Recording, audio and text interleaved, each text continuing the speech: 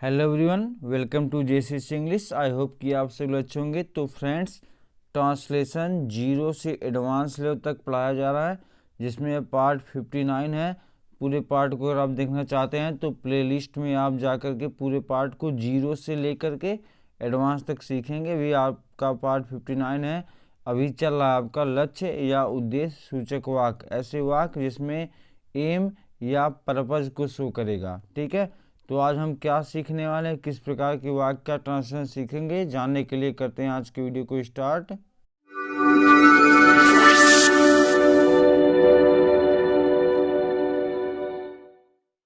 तो देखिए, आज का जो सेंटेंस हमारा है उसमें सबसे पहले सब्जेक्ट होगा, कोई कर्ता होगा, फिर धातु, धातु मतलब कोई क्रिया, कोई वर्ब होगा। ठीक है, फिर आपका ने को या के लिए। ठीक है, जैसे मोहन मोहन को पढ़ने को या पढ़ने के लिए। ठीक है, अब यहाँ पे आपका नया वर्ड है एडजेक्टिव। यहाँ पे कोई एडजेक्टिव रहेगा, विशेषण रहेगा, देन आपका क्रिया रहेगा। ठीक है, जैसे मैं अंग्रेजी सीखने के लिए रेडी, तैयार हूँ, या इस प्रकार से भी आप एग्जाम्पल में देखेंगे तो आपको क्लियर हो जाएगा।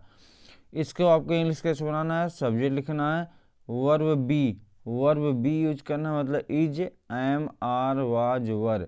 सब्जेक्ट के हिसाब से आपको प्रेजेंट और पास्ट को देखते हुए इज, एम, आर, वाज, वर का यूज करना है।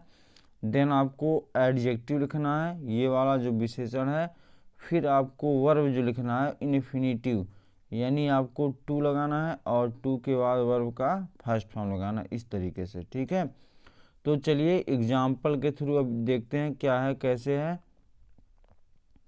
मैं जानने को उत्सुक हूँ, तो सब्जेक्ट मैं, अब जानना। ठीक है, जानना क्या है, आपका वर्ब है। तो जानने को, देखिए ने को आया है, फिर आपका यहाँ पे एडजेक्टिव है और ये आपका वर्ब है। ठीक है, अब मैं जानने को उत्सुक हूँ, या इस प्रकार से हो सकता है मैं जानने के लिए उत्सुक हूँ, दोनों सेंटेंस हो सकता है। तो इसका इंग्लिश ट्रांसलेशन क्या होगा, I am curious to know. यहाँ एम हो गया है और उत्सुक आपका जो एडजेक्टिव है उसका यहाँ क्यूरियस, और जानने का हम टू नो लगाएंगे क्योंकि इसको बनाना हमें इन्फिनिटिव। ठीक है, नेक्स्ट एग्जांपल हम देखते हैं। वह जाने को या वह जाने के लिए तैयार है, तो he is ready to go. ठीक है, तैयार का रेडी और जाने का टू गो। उसी प्रकार से वह सुनने के लिए बेचैन है, तो क्या हो जाएगा, ही इज अनेक्सियस टू हियर। तो बेचैन यहाँ पे आया हुआ है एडजेक्टिव, तो यहाँ पे anxious, he is anxious to here.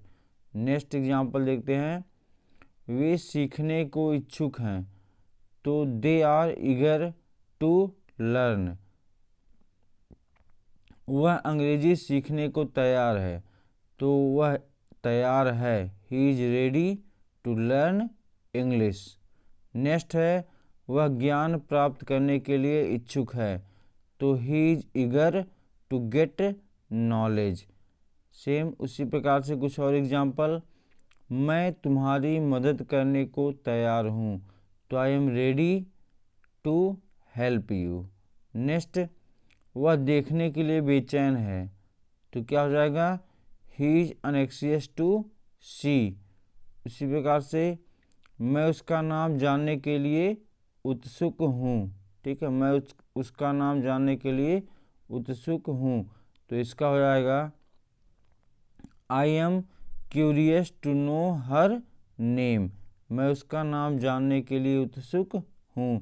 तो यहाँ पे आई होप कि आपको क्लियर हो गया होगा किस प्रकार का सेंटेंस है, आपको किस तरह से इसका यूज करते हुए आपको अपने स्पीकिंग लेवल को बढ़ाना है।